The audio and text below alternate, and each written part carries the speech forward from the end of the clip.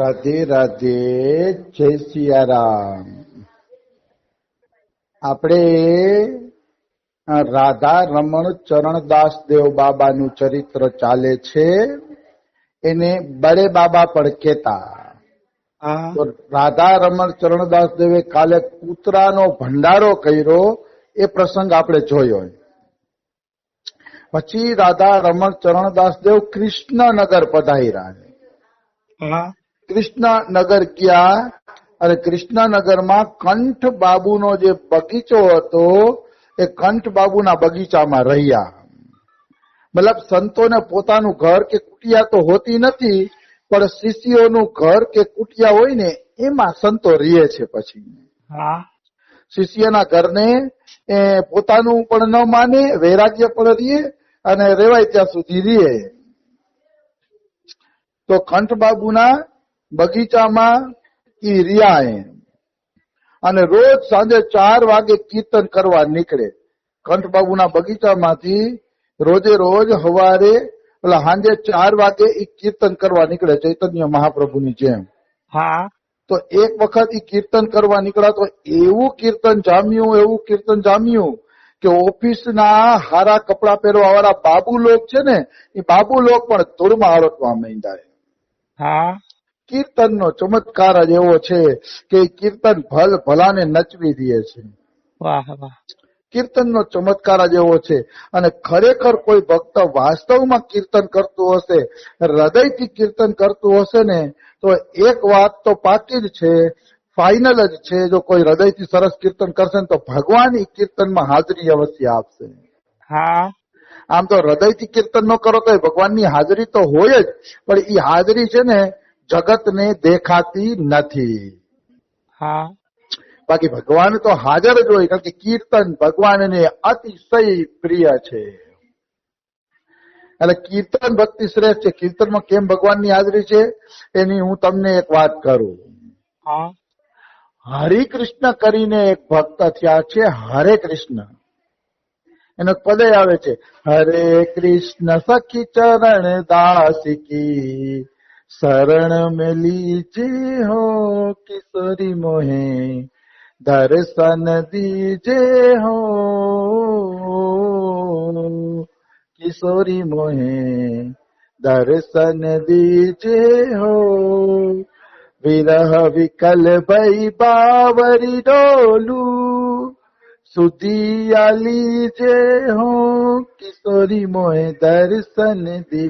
એ હરે કૃષ્ણ સખી નું પદ છે. હરે કૃષ્ણ સખી ચરણ દાસી કી શરણ મેં લીજે હો.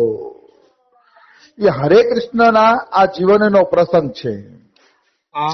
એ હરે કૃષ્ણ ભગત રોજે રોજ પોતાના ઘરે કીર્તન કરે. રાત્રે 9 વાગ્યાથી કીર્તન ચાલુ થાય, 12 વાગ્યા સુધી ઉત્તમ કીર્તન થાય.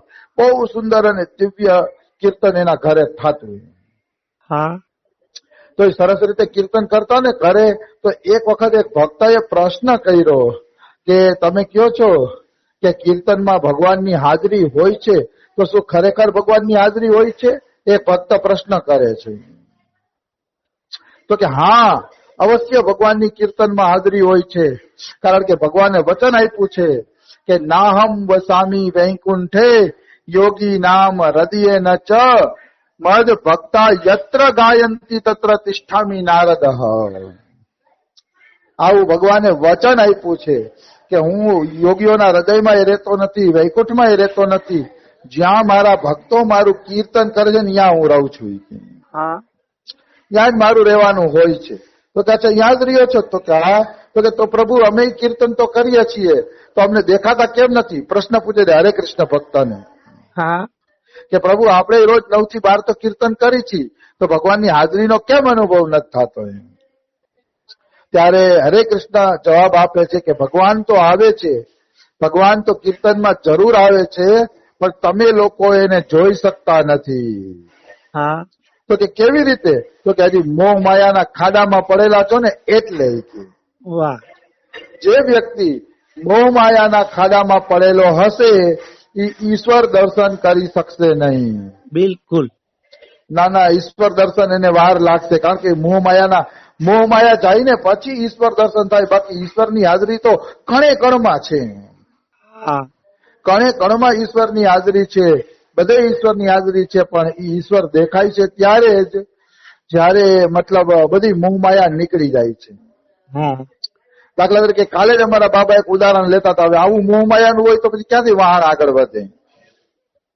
એમાં લખ્યું હતું કે મથુરાના 4-5 ચોબાજીએ રાતે 12 વાગે ભાંગ પીધી. એવી ભાંગ પીધી ને કે વાત ના પૂછો એમ.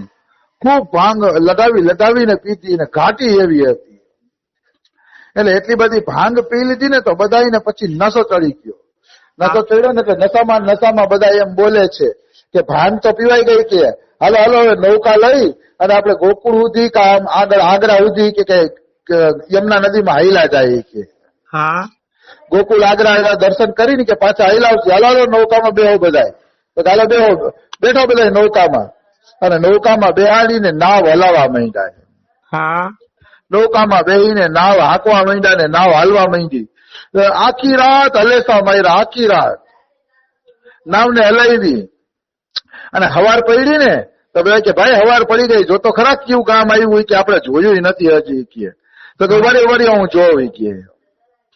તો થોડી ધુમ્મસ હતી ને એ ધુમ્મસમાં ઓલા જોયું એક જણાએ જોયું કે આ તો આપડા મથુરાની જ નિશાળ છે. જોઈ કે ઓલું વૃક્ષ એવું છે, એના નિશાળે મથુરાની છે ને એની પાછળનું મકાન ફલાણા ભાઈ નું છે ને આ તો કે મથુરા જ છે કે. ઓલો હટ પાગલ બનાવે છે કે પાગલ નું બનાવે છે કે. હા આખી રાત હલેસા મહિરા છે મથુરા થોડું હોય આગળ મને જોવા દે. ઓલો જવાબ ગયો કે હા એલા આ તો મથુરાની જ નિશાળ છે, ઓલું વૃક્ષ મથુરાનું છે ને ફલાણા ભાઈ નું ઘરે છે. એટલે એ માધવની વહુ પણ જો પાણી ભરવા નીકળી ગઈ. આ તો બધું ઈ જ છે કે. ઓલો હટ મને જોવા દે હું મૂર્ખ બનાવો છે કે આખી રાત હલેસા મહિરા છે મથુરા થોડું હોય. ઓલા એવું તો એને ઈ જ દેખાણ. હા કે ઓલો ટપુડીઓ રમે માધવનો છોકરો હોય કે. પછી બધા નીચે ઉતરીને જોયું તો મથુરા જ હતું. તો આ મથુરા જ કેમ આખી રાત હલેસા મહિરા? તો પણ જોયું ત્યારે ખબર પડ્યું કે લંગર ઉપાડ્યું નહોતું. લંગર એમને એમ રાખ્યું હતું, લંગર ઉપાડ્યું નહોતું ને એટલે બધા ન્યા જ હતા મથુરામાં જ. કોઈ ક્યાંય ગયું નહોતું. આખી રાત હલેસા મારવા છતાંય હતા મથુરામાં જ. એવી રીતે અમારા બાબા કે મનુષ્ય છે ને ભજન તો ખૂબ કરે છે, માળા કરે ને કથા કરે ને નામજપ કરે ને ઓલું કરે ને, પણ એનું વાસના રૂપી લંગર જે મોહ માયાનું લંગર છે ને એ તો હૃદયમાં એવું ચોટેલું છે ને કે ભજન કરવા છતાં અહીંયા જ હોય છે. ભજન કરવા છતાં પણ અહીંયા જ આગળ વધતો નથી. કારણ કે વાસનાનું લંગર, આ બધી જે મોહ માયાનું લંગર છે ને એ લંગર એને ઉપાડ્યું નથી. બિલકુલ.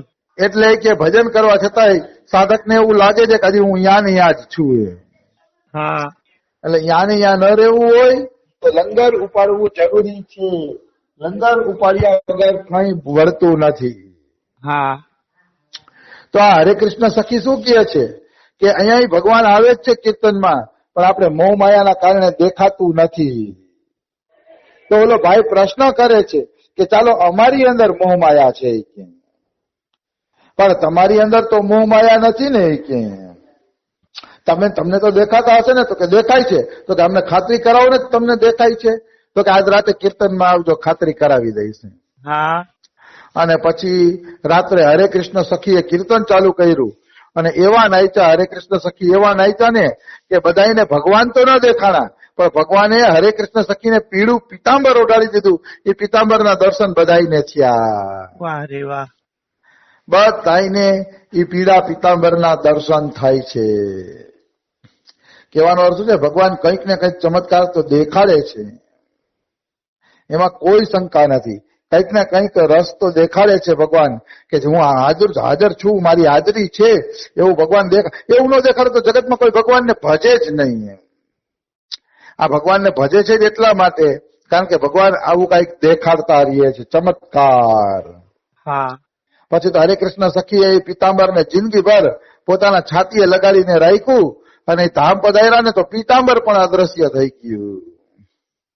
કારણ કે કૃષ્ણએ એ પીતાંબર આપ્યું હતું અને કૃષ્ણએ એ પીતાંબરને પાછું લઈ લીધું. આવી વસ્તુ છે.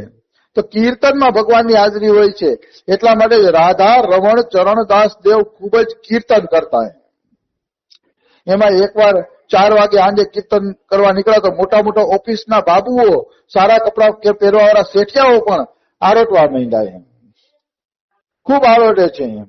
અને ખોલ વગાડવા વાળાના તો હાથ ફાટી ગયા એવા વગાડ્યા એમ, એવા ખોલ વગાડ્યા, એવા ઢોલક વગાડ્યા ને કે એના હાથ ફાટી ગયા બધાયના. અને કરતાલ વગાડવા વાળા કરતાલ એવી વગાડી કે એની ચામડીઓ ચીરાઈ ગઈ.